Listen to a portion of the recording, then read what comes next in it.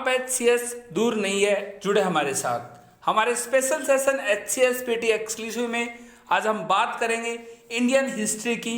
Indian history में आज हम बात करेंगे आधुनिक भारत की यानी मॉडर्न हिस्ट्री की, और मॉडर्न हिस्ट्री में आज हम बात करेंगे लाल बाल पाल की तिकड़ी में से आज हम बात करेंगे लाल की यानी लाला लाजपत राय की।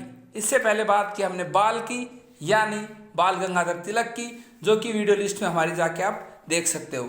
आज हम बताएंगे लाला लाजपत राय के बारे में, जिन्हें कहा जाता था लॉयन ऑफ पंजाब यानी पंजाब का शेर, जिन्हें कहा जाता था पंजाब केसरी। हम आपको बताएंगे इनका स्वतंत्रता संग्राम में योगदान और क्या इन्होंने सामाजिक कार्य किए, और बताएंगे हम इनसे रिलेटेड इंपॉर्टेंट क्वेश्चन जो कि अलग अलग स्टेट PCS अलग अलग कॉम्पिटिटिव एग्जाम में आ चुके हैं। चलो स्टार्ट करते हैं आज का सेशन स्टार्ट। हम आपको बता रहे हैं लाला लाजपत राय भारत के महानतम स्वतंत्रता सेनानियों में से एक थे। उन्हें पंजाब केसरी और पंजाब का शेर यानी लॉयन ऑफ पंजाब नाम से भी जाना जाता था। एग्जाम में क्वेश्चन आएगा निम्नलिखित में से किसे पंजाब केसरी के नाम से जाना जाता है? आंसर होगा लाला लाजपत राय। अगला क्वेश्चन आएगा निम्नलिखित में से किसे पंजाब का शेर या ब्रैकेट में लॉयन ऑफ पंजाब के नाम से जाना जाता है? आपका आंसर होगा लाला लाजपत राय। हम आपको बता दें उन्होंने लाहौर, जो कि अब पाकिस्तान में है, के गवर्नमेंट कॉलेज से कानून की पढ़ाई की और वे स्वामी दयानंद सरस्वती से प्रभावित होकर लाहौर में आर्य समाज में शामिल हो गए।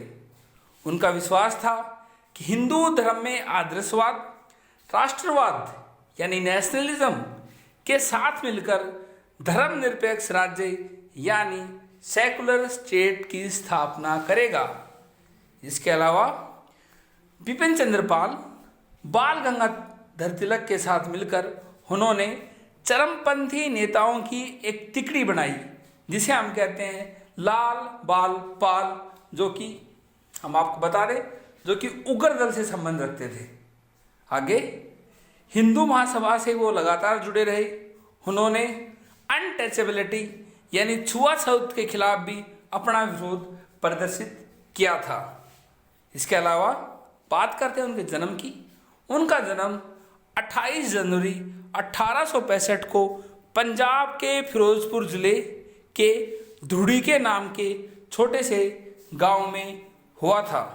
वे भारतीय राष्ट्रीय कांग्रेस यानी नेशनल इंडियन कांग्रेस में शामिल हुए और पंजाब के कई राजनीतिक आंदोलनों में हिस्सा लिया। हम आपको बता दें भारतीय राष्ट्रीय कांग्रेस की स्थापना 1885 में हुई थी। आगे राजनीतिक आंदोलनों में हिस्सा लेने के कारण उन्हें वर्ष 1907 में बर्मा भेज दिया गया। बर्मा जो आज का म्यांमार है, उसी का पुराना नाम बर्मा था। 1935 तक बर्मा भारत का अंग था यानी भारत के साथ था, और 1935 के अधिनियम के बाद बर्मा अलग हो गया। एग्जाम में अक्सर क्वेश्चन आता है किस अधिनियम के बाद बर्मा भारत से अलग हुआ? 1935 अधिनियम के बाद। आगे लेकिन पर्याप्त सबूतों के अभाव में कुछ महीनों के बाद वे वापस लौट आए बर्मा जेल से। उन्होंने बंगाल विभाजन का विरोध किया। वायसराय लॉर्ड कर्जन द्वारा बंगाल का विभाजन किया गया था 1905 में। उन्होंने उस वक्त बंगाल विभाजन का विरोध किया और उसी समय स्वराज आंदोलन भी चला था, उन्होंने उसमें भी भागीदारी की थी यानी पार्टिसिपेट किया था। स्वराज आंदोलन नहीं, स्वदेशी आंदोलन, स्वराज आंदोलन नहीं, स्वदेशी आंदोलन उस वक्त चला था, उसमें भी उन्होंने पार्टिसिपेट किया था। आगे उन्होंने वर्ष 1917 में अमेरिका में home rule league of America की स्थापना की। एग्जाम में क्वेश्चन आएगा किसने home rule league of America की स्थापना की? तो लाला लाजपत राय। लेकिन इंडिया के अंदर होम रूल लीग की स्थापना की थी बाल गंगाधर तिलक ने और एनी बेसेंट ने। ये बात हम आपको बता चुके हैं। इंडिया में किसने की थी? बाल गंगाधर तिलक ने और एनी बेसेंट ने। लाला लाजपत राय ने की थी अमेरिका के अंदर, home rule league of America, इसे लेकर कंफ्यूज मत होना, की स्थापना की और इसके द्वारा अमेरिका में अंतर्राष्ट्रीय समुदाय से भारतीय स्वतंत्रता आंदोलन के लिए नैतिक समर्थन की मांग की लाला लाजपत राय द्वारा। उन्हें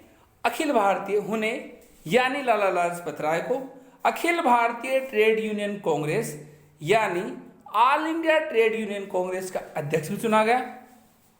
आगे उन्होंने वर्ष 1920 में कांग्रेस के नागपुर अधिवेशन में गांधी जी के असहयोग आंदोलन यानी नॉन कॉर्पोरेशन मूवमेंट का समर्थन किया था। हम आपको बता दें, असहयोग आंदोलन के बारे में डिटेल में हमने हमारे एक लेक्चर में बता रखा है, आप जाके हमारे वीडियो लिस्ट में देख सकते हो।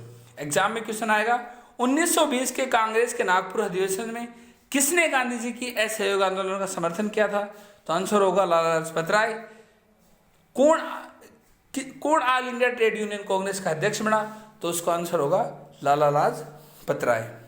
उन्होंने रोलेक्ट एक्ट और उसके बाद होने वाले जलियांवाला बाग हत्याकांड का विरोध किया। हम आपको बता दें, रोलेक्ट एक्ट एक ऐसा कानून था जिसे जब चाहे जिसे चाहे मजिस्ट्रेट पकड़ सकता है, कोई जमानत नहीं होगी। इसके बारे में हमने अभी आपको बताया नहीं, बताएंगे इसके बारे में विस्तार से आगे। उन्हें वर्ष 1926 में केंद्रीय विधानसभा का उपनेता चुना गया। वहीं वर्ष 1928 में साइमन कमीशन के साथ सहयोग करने से इनकार करते हुए विधानसभा में एक प्रस्ताव रखा, क्योंकि आयोग में किसी भी भारतीय सदस्य को शामिल नहीं किया गया था। हम आपको बता दें, साइमन कमीशन के बारे में हम आपको विस्तार से बता चुके हैं। साइमन कमीशन बना 1907 में था, भारत के 1928 में आया था। साइमन कमीशन में 7 सदस्य थे। ये HSSC के एग्जाम में भी आया था। अभी लास्ट टाइम एग्जाम जो हुआ था उसमें आया था कि साइमन कमीशन में कितने सदस्य थे। साइमन कमीशन में 7 सदस्य थे। साइमन कमीशन क्यों बना था? साइमन कमीशन 1919 के अधिनियम के पे डिस्कस यानी चर्चा करने आया था, देखने आया था कि आगे कैसे क्या करना है। इसके अलावा इसका विरोध इसलिए हुआ क्योंकि इसमें सभी भारतीय थे। यह हम आपको बता चुके हैं विस्तार से। आगे उन्हें सामाजिक कार्य क्या किए लाला लाजपत राय ने? उन्होंने अकाल पीड़ित लोगों की मदद करने और उन्हें मिशनरियों के चंगुल से बचाने के लिए वर्ष 1897 में हिंदू राहत आंदोलन यानी हिंदू रिलीफ मूवमेंट की भी स्थापना की थी।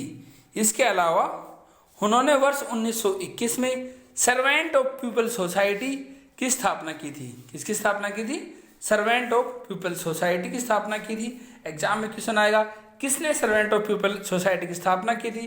तो आंसर होगा लाला लाजपत राय। इसके अलावा उनके कुछ साहित्य थे जिससे कि अक्सर एग्जाम में क्वेश्चन आता है। उनके द्वारा लिखित महत्वपूर्ण साहित्य कृतियों में यंग इंडिया, जो कि एग्जाम पॉइंट से इंपॉर्टेंट है, यंग इंडिया, इंग्लैंड डेप्ट to India, evolution of Japan, India will to freedom, Bhagavad Gita का संदेश, भारत का राजनीतिक भविष्य, भारत में राष्ट्रीय शिक्षा की समस्या, डिप्रेस्ड क्लास और अमेरिका का यात्रा वृत्तांत शामिल है। हम आपको बता दें ये यंग इंडिया एग्जाम पॉइंट से इंपॉर्टेंट है। इनका जो लिखित जो साहित्यिक कृतियाँ हैं उसमें यंग इंडिया एग्जाम पॉइंट से इंपॉर्टेंट है। आगे उन्होंने हिसार बार काउंसिल, हिसार में आर्य समाज की स्थापना उन्होंने की, या आप हरियाणा जी में पढ़ोगे। हिसार कांग्रेस, राष्ट्रीय DAV प्रबंध समिति जैसी कई संस्था और संगठन की स्थापना की थी उन्होंने। आर्य गजट के संपादक और संस्थापक थे। उन्होंने 1894 में पंजाब नेशनल बैंक की आधारशिला रखी। एग्जाम पॉइंट से इंपॉर्टेंट है कि पंजाब नेशनल बैंक की आधारशिला किसने रखी थी? पंजाब नेशनल बैंक की आधारशिला 1894 में लाला लाजपत राय ने रखी थी। आगे अब हम आपको बता दें, वर्ष 1928 में जब वे लाहौर में साइमन कमीशन के खिलाफ एक मौन विरोध का नेतृत्व कर रहे थे, उन पर पुलिस अधीक्षक जेम्स स्कॉट द्वारा बेरहमी से लाठीचार्ज किया गया, जिससे वह गंभीर रूप से घायल हो गए और कुछ ही हफ्तों के बाद उनकी मृत्यु हो गई। लाला लाजपत राय जी की मृत्यु 1928 में लाहौर में साइमन कमीशन का विरोध करते हुए हुई थी। हमने आपको बताया आज लाला लाजपत राय के बारे में। हमने बताया लाला लाजपत राय ने 1894 में पंजाब नेशनल बैंक की स्थापना की थी, उनकी साहित्यिक कृतियाँ, उसने बताया आपको यंग इंडिया एग्जाम पॉइंट से इंपॉर्टेंट है, अक्सर एग्जाम में आती है। उसके बाद उन्होंने 1921 में सर्वेंट्स ऑफ पीपल सोसाइटी की स्थापना की। उन्होंने 1897 में हिंदू रिलीफ मूवमेंट की स्थापना की। 1928 में साइमन कमीशन का विरोध किया। साइमन कमीशन जो कि 1927 में बना था और भारत 1928 में आया था। उन्होंने रोल एक्ट, जलियांवाला बाग हत्याकांड का विरोध किया।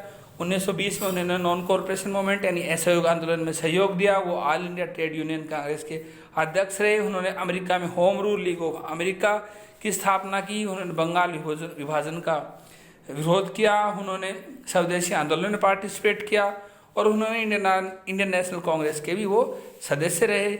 वहीं उनका जन्म 28 जनवरी 1865 को पंजाब में हुआ था। उन्होंने वो हिंदू महासभा से भी जुड़े रहे और वो लाल बाल पाल की तिकड़ी में भी थे, जिसमें लाल मीन्स लाला लाजपत राय, बाल मीनी बाल गंगाधर, पाल मीन्स बिपिन चंद्र पाल। इसके साथ ही वो आर्य समाज में भी शामिल हुए, आर्य समाज से भी जुड़े हुए और उन्होंने लाहौर गवर्नमेंट कॉलेज से कानून की पढ़ाई की थी और उन्हें पंजाब केसरी और लॉयन ऑफ पंजाब कहा जाता है। ये था लाला लाजपत राय के बारे में। हम आपको बता दें, हमने आपको बताया लाला लाजपत राय के बारे में, हमने आपको बताया बाल गंगाधर तिलक के बारे में, हमने आपको बताया वी.डी. सावरकर के बारे में।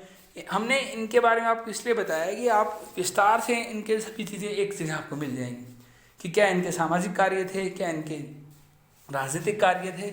ये आधुनिक भारत के important topic exam point view से। हमारे आज के सेशन में इतना है। हम आपको बता दें, अगर हमारे सेशन में आपको कुछ भी समझ में न आए, हमारा कमेंट बॉक्स ओपन है, आप कुछ भी पूछ सकते हो। हमारी टीम आपका जल्दी से जल्दी जवाब देगी। Thank you.